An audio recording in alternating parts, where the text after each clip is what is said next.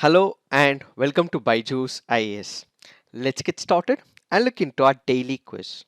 Since it's a Sunday, we would have the static part of our discussion. And the subject that we have chosen is environment and ecology.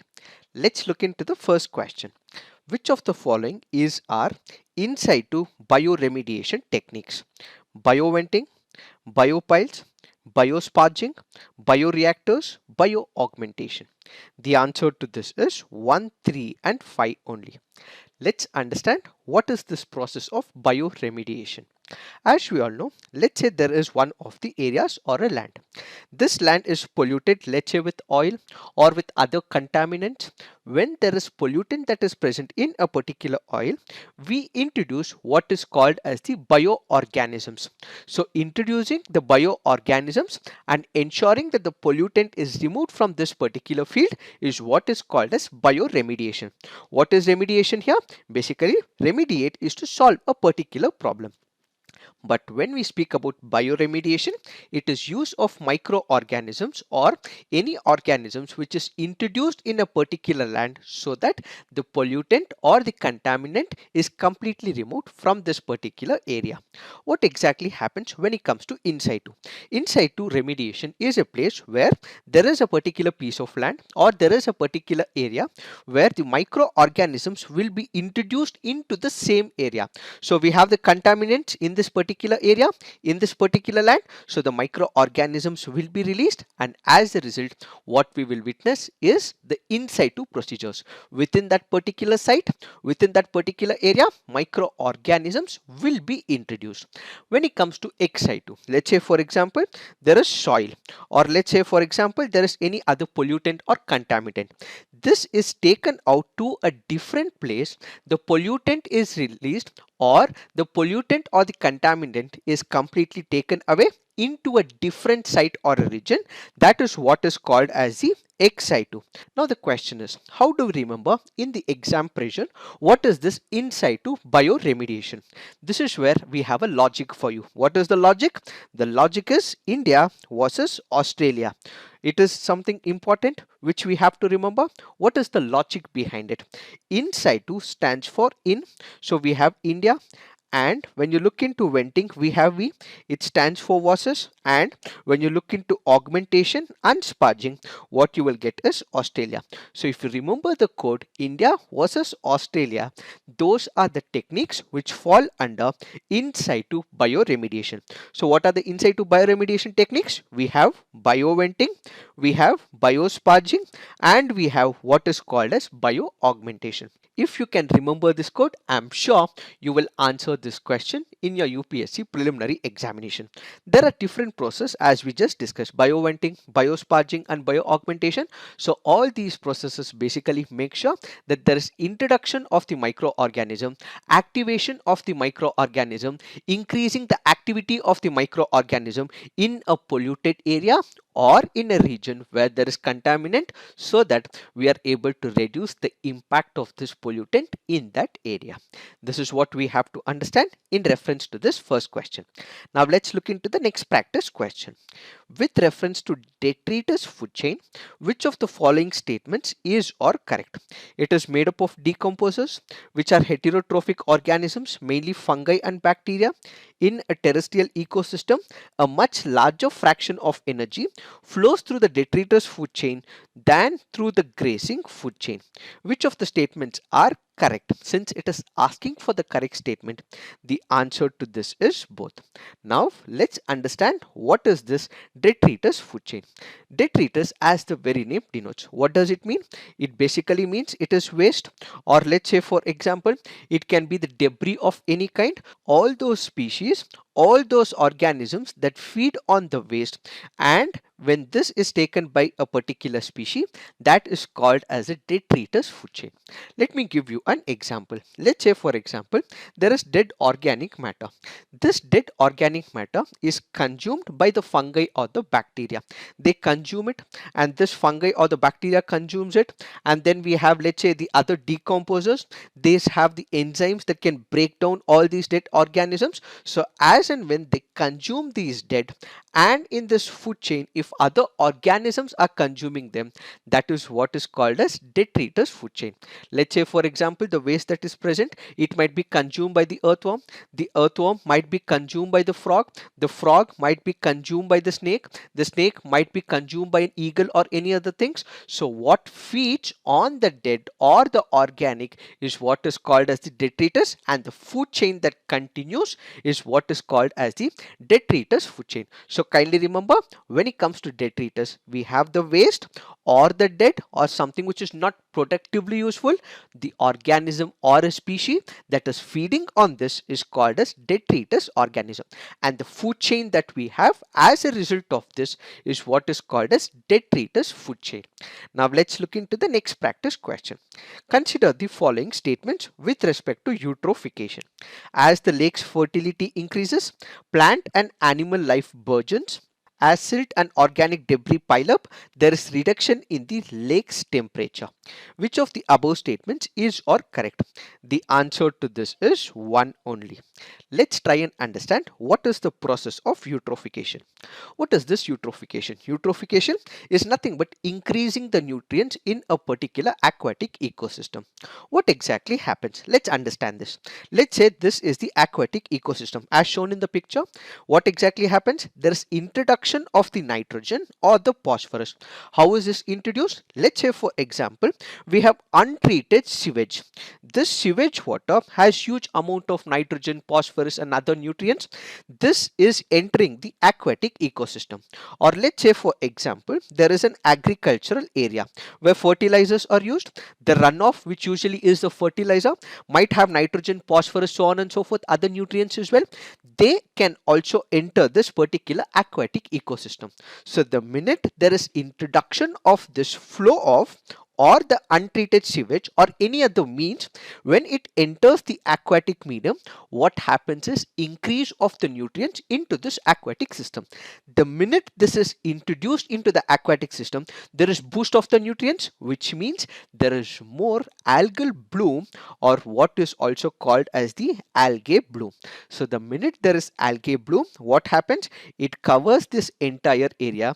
It acts as a shield to the underlying bodies, and as a result, what we have is death of species. So these death of species can be fishes or it can be any other organisms as well, and at the same time what it also results in, as these dead bodies fall, there is this particular layer which decreases, it takes up this particular area and the water becomes shallower and more shallow. So the depth of this water body reduces over a period of time. So that is how eutrophication works. So basically, when we are speaking about eutrophication, if we consider a new aquatic system, let's say there is a new aquatic system. In this new aquatic system, what happens? What we have is less temperature. So the temperature of this aquatic body would be comparatively less. But with the algal bloom, there will be increase of the temperature. As a result, what we will have is the lake temperature will not drop, but instead it will increase. So there is no reduction, but instead there is increase of the temperature, or that particular aquatic ecosystem or the lake might increase its temperature, which is why the answer to this is one only. Initially, the lake will have what is called as the cold temperature, but with more algal blooms, what it also results is an increase of the temperature, which ultimately means that the second option is wrong. Now let's look into the next practice question. Evil cortex is related to, is it ozone layer depletion, industrial revolution and its impact on environment, loss of biodiversity, oil exploration risks for the marine life? What does evil cortex stands for? It stands for loss of biodiversity. So what are the four dimensions to it? It includes habitat loss and fragmentation, over exploitation, alien species invasion and co-extinction.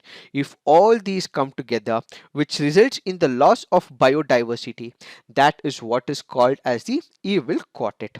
Now let's look into the next practice question. With reference to ecological succession, which of the following statements is or correct? primary succession is faster than secondary succession.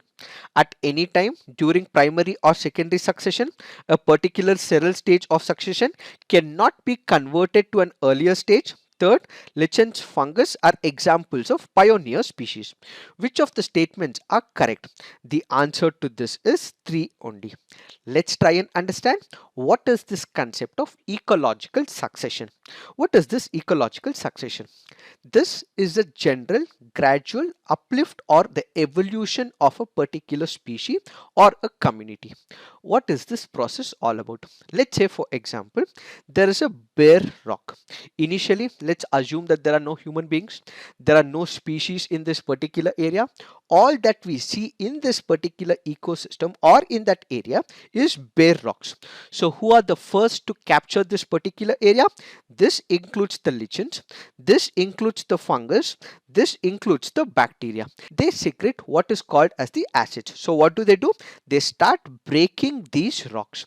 So the ones which initially come to a particular area start breaking that particular area, introduce some type of activity, is what is called as the pioneer species. So who are the pioneer species? It can be fungus, it can be lichens, or it can be the fungus. So what do? There is a particular area which is undisturbed, which is present, there is no activity, there are no species. In such a system, there is fungus and lichens which immediately occur, and they start disturbing that particular system. They penetrate into this particular system, open small pores in the bare rock. That is what is called as primary species. And as a result, there is opening up of the rocks, and as there is opening up of the rocks which is done by the fungus or the lichens, this will lead to small and grasses and perennials that starts growing up. This includes small plants as shown in the picture. It is the fungus and the lichens which start creating an activity in this region, and after considerable period of time, what we will have is there is these small plants that are grown, let's say bryophytes, so on and so forth. These activities of the plant start growing. So what we have is small soil like conditions that would be present. So from the rock we have soil like conditions, and eventually what it will lead to is the intermediate species, where you will have grasses, shrubs and shade intolerant such as pines, and finally what we will have is the climax community. So this climate community is where we will have huge number of trees, and these trees, when they are present in that particular area, they give the hosting site to number of other species. That is what is called as climax community. So initially when there is succession that happens in this particular area, it takes a lot of time. That is what is called as the primary succession. So when it comes to the primary succession, it takes a lot number of years, and when it comes to the secondary succession, since the conditions are already present in this particular area, it does not take much time. As a result, what we actually see is that the primary succession is not faster than the secondary succession, but instead the secondary succession is faster than the primary succession. Next, when you look into the second option, it says at any time during primary or secondary succession, a particular seral stage of succession cannot be converted to an earlier stage. What do we mean by it? Let's say for example, this is one stage. So we have gone from this particular stage to the second stage. So the option says that one would not be able to go back from the second stage to the first stage. This is wrong. Why? Let's say for example, there is one of the human induced factor, or let's say for example there is deforestation, or let's say for example there is forest fire. So what exactly happens? So the entire forest area would be burned. So what we are going back is to the earlier stage. So from the second stage we might go back to the first stage. So the second statement given here is wrong once again, because we would be in a position to convert or go back to an earlier stage. And third option is right, because the lichens and fungus are examples of the pioneer species. So the answer would be 3 only. Now let's look into the next practice question. Which of the following statements is or correct? National parks are given a greater degree of protection with human activity greatly restricted to sanctuaries. National park can be created for a particular species, whereas wildlife sanctuary is not primarily focused on a particular species. Which of the statements are correct? The answer to this is 1 only. Why? That is because when you look into the national parks, yes, they have a greater degree of protection and human activity would be greatly restricted than compared to the sanctuaries. sanctuaries. And when you consider the national park, everything would be literally prohibited until it is permitted by the government. What do we mean by it? It means that most of the activities in the national park will be completely restricted. Only if it is permitted, government has given permission, only then such an activity can take place in the national park. So there's greater degree of protection for the national park. But when it comes to the sanctuaries, everything is permitted in a sanctuary, but if it is restricted, if certain things are not permitted in a sanctuary, only such things cannot be taken place. So there is a greater degree of protection for the national parks than in reference to the sanctuaries. When you look into the second option, national parks are generally created not for a particular species, but it is primarily focusing on all types of species. But when it comes to the wildlife sanctuary, they are created for a particular species. Let's say for example, there is grizzled giant squirrel which is created in Srivilliputtur. So this happens to be a wildlife sanctuary. So when it comes to a wildlife sanctuary, what we will have is that it can be created for a particular species, but when it comes to the national park, what we will see is that it is not focused on a particular species. This is what we have to understand in reference to this question. Now let's look into the next practice question. Special report on the ocean and cryosphere in a changing climate is released by World Economic Forum, Climate Action Network, German Watch, Intergovernmental Panel on Climate Change. The answer to this is Intergovernmental Panel on Climate Change. What is this report all about? What we are currently witnessing is change and fluctuations in the climate. This is what is called as climate change. So this report analyzes what are the impacts of climate change on the oceanic ecosystem, coastal ecosystem, polar and mountain ecosystem, and how will it impact the human communities that depend on them. So basically, this also gives an idea and an understanding to the government as to what are the steps that should be taken by the government so that the impact of climate change is comparatively reduced. Now let's look into the next practice question. Consider the following pairs. We have the disease and the pollutant. Itai-itai because of cadmium, Minamata because of mercury, pneumoconiosis, coal. Which of the above pairs are correctly matched? The answer to this is 1, 2 and 3. When it comes to Itai-itai, this was seen in Japan and this was because of cadmium poisoning. When it comes to Minamata, yes, this is because of mercury, and when it comes to pneumoconiosis, yes, it is because of coal. So when people suffering from this particular disease inhale the coal pollutant, it can also result in what is called as black lung, which is why this particular disease is also called as the black lung disease. Now let's look into the next practice question. Which of the following statements is or correct? Grasslands rarely receive enough rain to support trees. They do not possess soil nutrients to feed large grassy expanses. Taiga is a region of subarctic forests south of the Arctic Circle. Tundra is the treeless environment of the Arctic Circle. The answer to this is 2 and 3 only. Why? That is because when you look into the grasslands are called by different names. Let's say prairies, pampas, savanna or steppe. They can be generally found in tropical region, or you can also find them in temperate regions. What do they act as? They act as a region or a link between the desert ecosystem and that of the forest ecosystem. So when it comes to the desert, there is no rainfall at all, but when it comes to the forest, like the tropical forest, there is huge amount of rainfall. So when we speak about grasslands, yes, they might not get that amount of shower or the rainfall, but they do possess the soil nutrients. It's not that they do not possess, but they do possess the soil nutrients to feed large grassy expanses. So the first option would be wrong. So the answer to this is 2 and 3. Now when we look into the second statement, yes, it is right, and the third statement is also right. Taiga is a region of subarctic forest south of the Arctic Circle. When you look into this particular image, the one in green is what is called as the taiga, and one above it is what is called as the tundra region. What is the difference between the taiga as well as the tundra region? This is about the presence of the trees. What exactly happens? When it comes to taiga, we have a thick forest of conifers such as the pine, or it can also have the spruce as well. But when it comes to tundra, we have complete absence of the trees. Why is there complete absence of the trees when it comes to the tundra region? That is because of the lack of water availability in this this particular region, and at the same time it is also the result of the permafrost as well. And as a result, we have no trees when it comes to tundra, and we do have trees when it comes to taiga. Now let's look into the next practice question. Which of the following can be found as pollutants in the drinking water in some parts of India?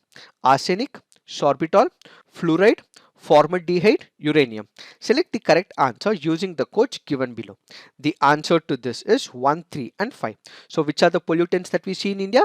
We have arsenic, we have fluoride, and in some areas of Punjab we also witness uranium. So the answer would be 1, 3 and 5. This happens to be a previous year question from the year 2013. So this is it for today. Thank you for watching. All the best.